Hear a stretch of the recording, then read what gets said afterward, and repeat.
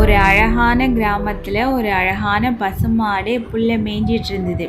அது மேய்ஞ்சிட்டே காட்டு வழியாக தனியாக போயிடுச்சு. அதே காட்டில் ஒருத்தர் விறகு வெட்டி அதை முதுகில் சுமந்து வந்துக்கிட்டு இருந்தார். இது காட்டில் தனியாக போனோன்னே தண்ணி தாகம் ரொம்ப எடுத்தோன்னே தண்ணி குடிச்சிட்டு இருந்தது. அந்த தண்ணி குடிக்கும் போது ஒரு பெரிய பாம்பு அதை பார்த்துக்கிட்டே இருந்தது. அந்த மாட்டை அப்படியே சுற்றி வளைச்சிது. மாடு வலி தாங்காமல் கத்த ஆரம்பிச்சுது. அந்த குரல் கேட்கவும் விறகு வெட்டி என்ன பண்ணாருன்னா அந்த குரல் கேட்குற இடத்துக்கு ஓடி வந்தார். அதுக்குள்ளே இந்த மாடு அந்த பாம்பு சுற்றிச்சு. அவர் அந்த கோடாரியை எடுத்து அதை வெட்ட முயற்சி பண்ணார்.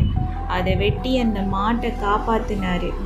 அந்த மாடு காயமடைஞ்சதை அதை பார்த்து அதுக்கு ஆறுதல் சொல்லிகிட்டு இருந்தார். இந்த மாடு குணமாகணும்னா நீங்கள் ஒரு லைக் சப்ஸ்கிரைப் பண்ணிங்கன்னா குணமாயிடும்.